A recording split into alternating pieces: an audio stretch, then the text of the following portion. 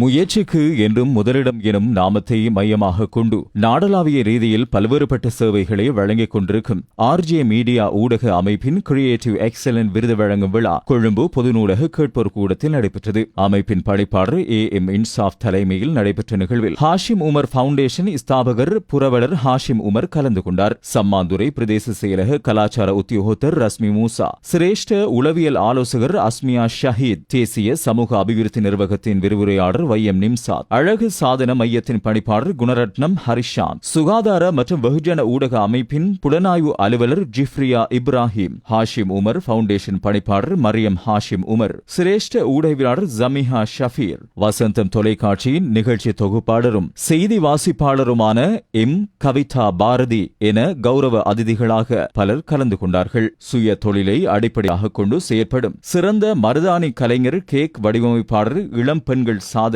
சிறந்த ஆடை வடிவமைப்பாளர் என பல பிரிவுகளில் சாதனை படைத்த பெண்களும் கௌரவிக்கப்பட்டனர். அனைத்து மாவட்டங்களையும் மையப்படுத்தியதாக பல்வேறு சாதனையாளர்கள், பெற்றோர்கள் என பலரும் கலந்து கொண்டார்கள்.